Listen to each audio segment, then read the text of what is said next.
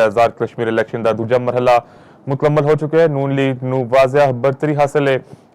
LA 30 तो doctor Mustafa Bashir Abbasi 18,091 vote लैके अगले ने। मुबशिर मुनीर अवान पीपल्स पार्टी के रहनुमा 11,467 वोट लैके हार चुके ने।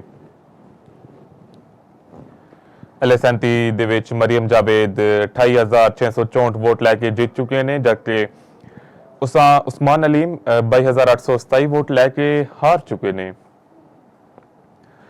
LA 38 ਜੰਮੂ 5 ਵਿੱਚੋਂ ਜ਼ਿਸ਼ਾਨ ਅਲੀ 13,427 ਵੋਟ ਲੈ ਕੇ ਪਾਕਿਸਤਾਨ ਮੁਸਲਿਮ ਲੀਗ ਨੂਨ ਵੱਲੋਂ ਜਿੱਤ ਚੁੱਕੇ ਨੇ, ਜਦਕਿ ਪਾਕਿਸਤਾਨ ਮੁਸਲਿਮ ਲੀਗ ਕਾਫ ਵੱਲੋਂ 9,904 ਵੋਟ ਹਾਸਲ ਕਰਨ ਵਾਲੇ ਮੁਹੰਮਦ ਅਕਬਰ ਚੌਧਰੀ ਹਾਰ ਚੁੱਕੇ ਨੇ।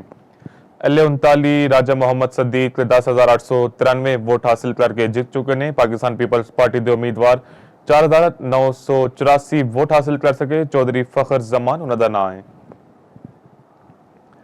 LA 41 कश्मीर वैली 2 विच मोहम्मद आमिर शाह 1,856 वोट हासिल करके जीत चुके हैं। सबा दीवान आजाद उम्मीदवार 1,531 वोट हासिल कर सकियां। सैयद शौकत अली शाह पाकिस्तान मुस्लिम लीग नून के रहनुमा 1,524 वोट हासिल करके LA 42 तो जीत चुके हैं।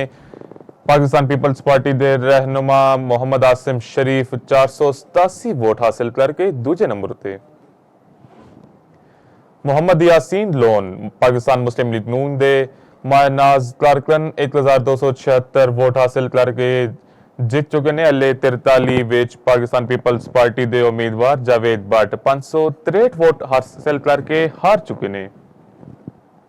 मोहम्मद अहमद रजा कादरी पाकिस्तान मुस्लिम लीग नून के उम्मीदवार 1700 वोट हासिल करके जीत चुके हैं। LA 44 का रिजल्ट तुहानू दस रहे हैं। मेहरुन्निसा 650 वोट हासिल कर सकियां ते हार गईयां।